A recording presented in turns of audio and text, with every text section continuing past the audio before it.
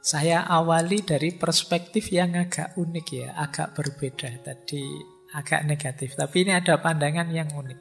Ada tokoh namanya Laura House. Dia mengklaim dirinya sebagai self-hate coach. Jadi dia nuntun orang, ayo benci dirimu. Tapi cara berpikir dia menarik. Kata dia begini, secara naluriah, kalau bahasa agamanya fitrah, tapi fitrah yang negatif. Kalau seperti Al-Quran itu kan juga banyak menyebut ada beberapa ciri dasar manusia yang negatif. Misalnya, khuliqa halu'a, manusia itu tukang mengeluh. Manusia itu zoluman jahula, sangat zolim dan sangat bodoh. Ini kan penciri negatifnya manusia. Nah, kata tokoh ini, benci diri itu juga salah satu penciri negatif. Manusia itu secara alamiah dalam dirinya pasti punya keraguan, punya ketakutan, dan punya kebencian-kebencian. Dan jangan dikira ini simpel. Inilah nanti yang melahirkan banyak sekali bisnis-bisnis, banyak sekali proyek-proyek, banyak sekali kegiatan-kegiatan yang mungkin biayanya miliaran, triliunan. Mungkin ada lokakarya, workshop, sekolah, guru, psikiater, psikolog. Ini kan beredar untuk ngurusi keraguan kita, ketakutan kita, kebencian kita. Kata Laura House, tapi sudah dilatih sedemikian rupa. Kayak kalian malam hari ini belajar tentang self-hate, benci diri. Kok tetap saja Pak, nanti kalau setelah kembali dari sini ya tetap minder, ya tetap apa-apanya ya tetap. Karena memang faktanya begitu. Suara itu tidak bisa kita bantah karena memang ya benarnya memang begitu. Benarnya memang begitu. Itu diri kita itu memang banyak keraguan, banyak kebingungan, banyak ketakutan. Maka kata orang ini, daripada menyangkal, sudahlah, kamu terima saja bahwa aku ini memang punya gejala membenci diri. Punya kecenderungan ke sana. Dan kata dia, gampang kok kalau kita ingin membenci diri kita itu. Misalnya kata dia, coba kalau lagi nganggur, kamu daftarilah orang yang lebih baik dari dirimu. Mestinya bukumu tidak muat itu sudah. Dalam berbagai aspek. Orang yang lebih cakep dari diriku. Ini mesti banyak. Kali ini paling banyak mungkin. Orang yang lebih pinter dari diriku. Ini mesti banyak. Loh, kalian bikin daftar itu kan langsung, iya, alah apa sih aku ini dibandingkan mereka. Jadi ini cara beliau berpikir ini agak membalik paradigma, dalam arti sampean sedang disarkas ini, disindir. Kalau sedang pingin membenci dirimu, ya gampang. Tiap hari kamu ingat-ingat saja orang-orang yang lebih baik, lebih hebat darimu, otomatis kamu minder, wes. Begitu kamu tiba-tiba, misalnya saya tidak hadir, terus sama teman-teman takmir, sampean aja yang paling rajin ngaji, yuk diganti Pak Faiz di sini. Itu kalau sampean begitu duduk di sini membayangkan, wah Pak Faiz kayak gitu ya, wah saya ndak mampu Pak, saya ndak itu. Karena sampean ngukurnya membandingkan tadi. Coba ndak usah dibandingkan, begitu ada di sini, sampaikan saja sesuai yang sampean tahu, mungkin ndak akan gugup, ndak akan kacau. Tapi karena begitu membandingkan dengan saya, mungkin sejak salam itu sampean ngatur intonasinya Pak Faiz kayak gimana biasanya, kayak sejak bismillah sampai nanti salam kalian noto itu semua, biasanya malah kacau. Dan terus kalian minder gara-gara itu. Atau yang kedua, gunakan logika, selalu ada yang lebih baik. Kalian punya prestasi apa? Ini bukan apa-apa kok Pak, yang lebih baik banyak. Ini terus begitu.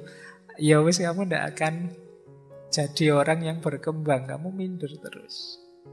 Tidak syukur dalam hidupmu meskipun dapat banyak prestasi. Karena cara berpikirmu, cara berpikir yang mengecilkan diri. Ya memang yang disebut faktanya begitu itu, ya faktanya memang banyak prestasi yang lebih baik dari itu. Allah wong cuma juara puisi tingkat kecamatan saja, yang tingkat kabupaten ada loh. Ya begitu kamu mikir gitu kan minder. Wong itu lomba lari tingkat RT saja, kemarin tingkat desa ada juga lombanya. Berarti tingkat RT tidak ada harganya. Kalau berpikirnya seperti ini ya, self-hate-mu, kebencian dirimu akan semakin besar. Prestasi apapun. Jadi, misalnya kalian sudah lulus kuliah, yang lulus kuliah dari saya banyak, lebih cepat. IP-nya tinggi, yang IP-nya lebih dari saya ada. Loh ini sudah tertinggi Pak, 4. Ala yang sama dengan kamu juga ada kok sebelumnya. Tapi pokoknya rais. Tidak ada itunya. Juara 1 tingkat internasional. Ala itu kan cuma simbol saja. Aslinya apa ya begitu. Nah, pokoknya mikirnya gini terus. Ya kamu tidak bisa bersyukur.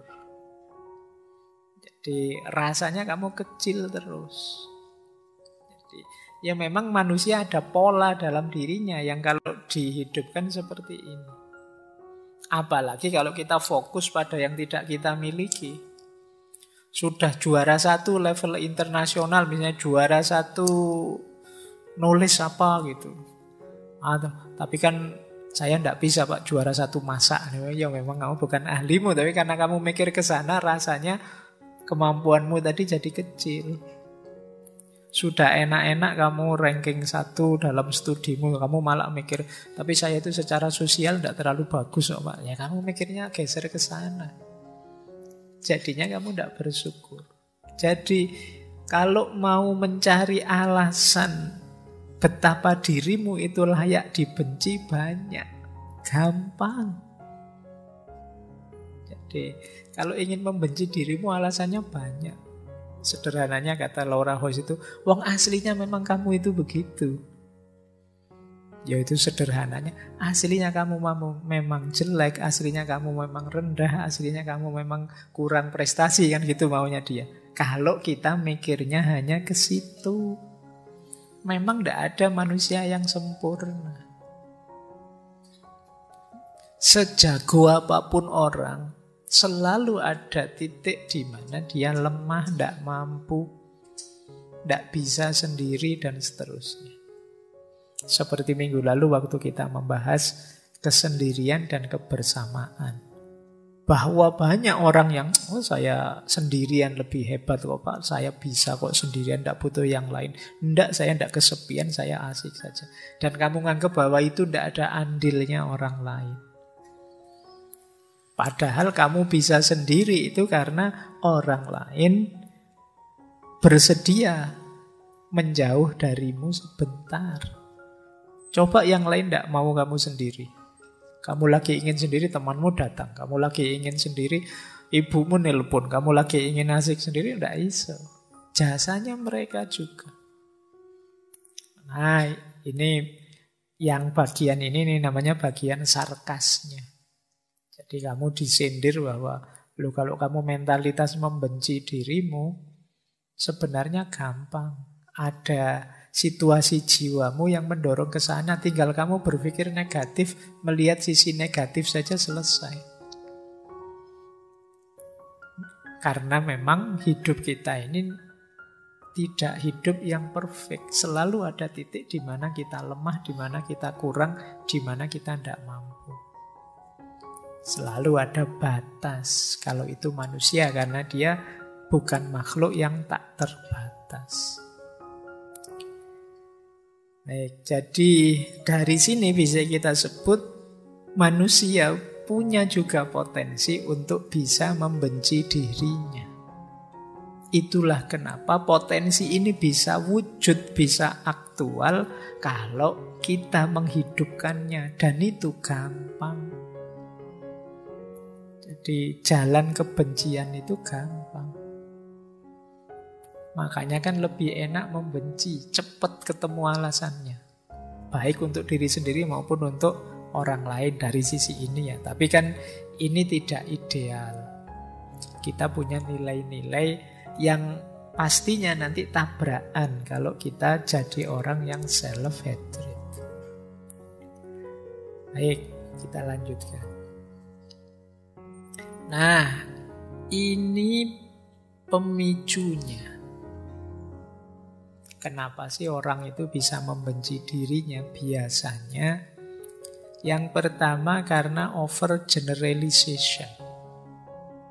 Overgeneralization itu ya peristiwa 1-2 atau bagian dari hidupmu 1-2 kamu anggap mewakili keseluruhan.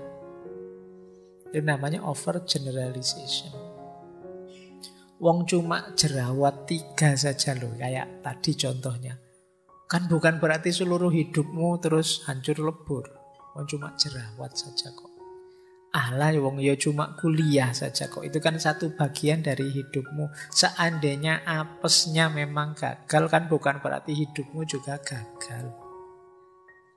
Masih banyak sisi hidupmu yang lain.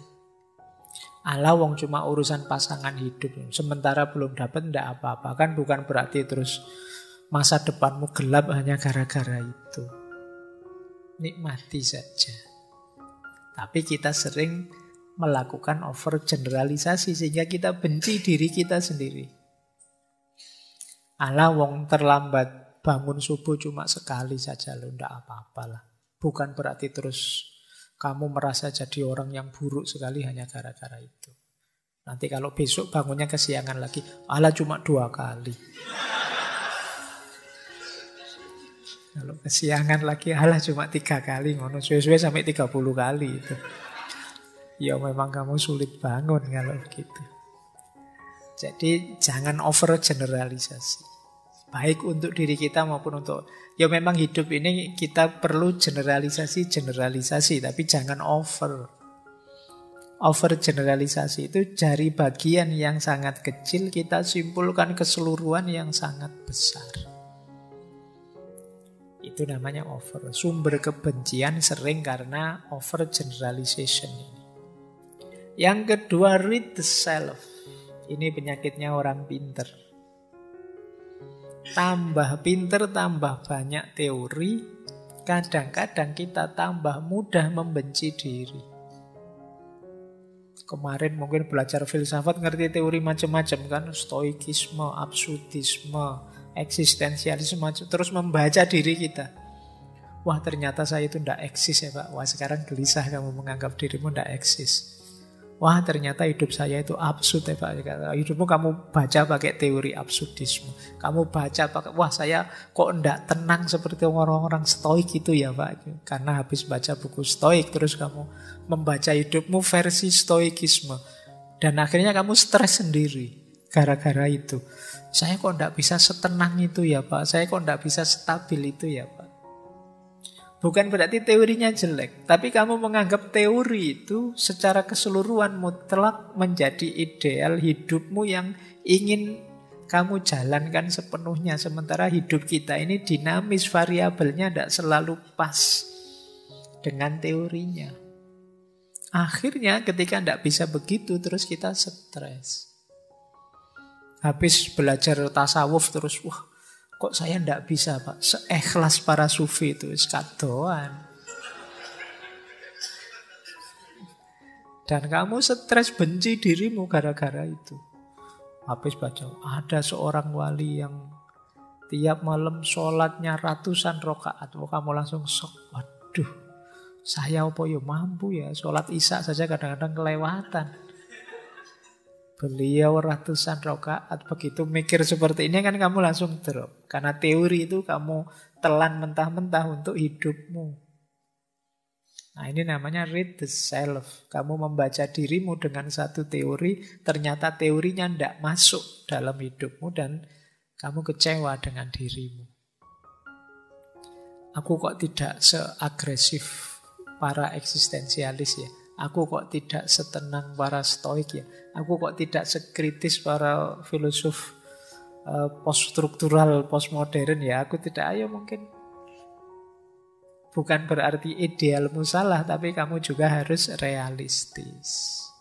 Betapapun teori itu ya tidak selalu 100% bisa masuk dalam hidup kita. Seandainya memang cocok pun kan perlu waktu, perlu adaptasi. Tidak mungkin bisa langsung. Tidak mungkin tiba-tiba baca teorinya stoikisme. Kalau engkau tidak menerima disakiti, Tidak mungkin orang lain bisa menyakiti. Itu kamu, saya belajar kayak gini kok tidak sukses-sukses ya Pak. Saya pingin nolak untuk tidak sakit, tapi tetap sakit ya Pak. Iya ya, tidak mungkin bisa seketika. Ya pelan-pelan ada prosesnya. Jadi ini akar kedua, read the self. Yang ketiga, salah paham tentang emosi kita. Jadi istilahnya emotional reasoning. Emotional reasoning itu kalau kita merasa tidak enak, kita anggap oh berarti memang realitasnya tidak enak. Kalau kita kecewa, kita anggap realitasnya mesti jelek. Kalau kita, ini emosi kita. Padahal emosi kita itu kan tidak bisa jadi patokan. Kalau pas kita lagi sensitif, orang ngomong biasa kita tersinggung. Tapi kalau pas lagi luas hatinya, lagi senang, lagi gembira, bahwa orang maki-maki kita ketawa saja. Itu emosi. Nah, kita sering berpatokan pada emosi. Kalau kita emosi itu kan orang WA biasa-biasa kita membacanya pakai emosi. Gitu. Misalnya, Mbok, kamu kalau bangun tepat waktu. Itu kalau kita hati kita ndak enak, bad mood baca kayak gitu, ya mungkin jawabannya ngapain kamu ngurusi hidupku. Bisa begitu. Tapi kalau hatimu sedang enak, diingatkan begitu, wah terima kasih sudah diingetin, saya usahakan deh. Itu hatimu sedang enak. Maka emosimu jangan jadikan ukuran. Kalau dijadikan ukuran, ya kita sering salah paham tadi, salah persepsi. Akhirnya membenci diri kita. Istilahnya emotional reasoning. Memang ada beda antara kenyataan dengan emosi kita. Yang ini tidak selalu sama. Pak, kalau saya sedang berinteraksi dengan orang kan harusnya gembira Pak, ceria. Kok saya tidak bisa begitu ya Pak? Ya tidak apa-apa, latihan. Jangan dianggap tanggapan emosimu itu sesuatu yang memang fakta realitas tidak bisa diubah. Emosi bisa kita ubah, bisa kita arahkan, kita sesuaikan. Yang keempat, customization. Customization itu kita berpikirnya linear 1 tambah 1 2. Padahal tidak sesimpel itu. Misalnya saya agak pusing atau agak bingung. Wah, saya bingung ini mesti karena itu tadi. Padahal mungkin sebabnya banyak. Saya hanya menyimpulkan dari yang paling dekat saja. Setelah ketemu kamu ini, nasibku jadi jelek sekali, misalnya. Nah, ini namanya satu variabel kita jadikan kambing hitam. Ini terus kita biasanya ya kalau di customization self-hate ini ya kambing hitamnya diri kita sendiri. Ini mungkin gara-gara aku tadi bangunnya kesiangan ini sampai malam dapat sial terus misalnya. Dasar diri ini. Nah itu karena customization. Yang kelima adalah maximization atau minimization. Membesar-besarkan sesuatu atau mengecil-ngecilkan sesuatu. Ini namanya maximization atau minimization. Sebenarnya sepele sih, hanya karena misalnya opolah kamu beli bakso sambelnya ketinggalan, jadi kan kecil. Tapi kok dibesar-besarkan, kamu marah-marahi temanmu yang kamu titipi. Beli bakso kok bisa ketinggalan, kok iya ndak itu.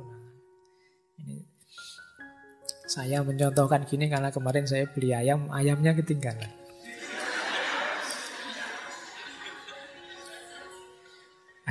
Sampai rumah hanya nasinya saja. Jadi iki ayam ini di masuk urip neh, terus melayu. Jadi ya ndak apa-apa ya. Ndak harus dibesar-besarkan ya. Ya beli lagi saja. Nah, kadang-kadang kita begitu urusan gitu aja kok terus jadi besar, menyangkut macam-macam, menyinggung macam-macam, ndak usah.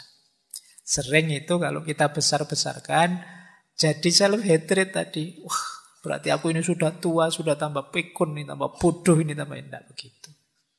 Biasa saja, wong cuma salah kecil gitu aja kok. Atau yang besar dikecil-kecilkan, itu juga tidak sehat. Terus ada catastrophic thinking, mikirnya kacau sudah. Karena pengaruh macam-macam.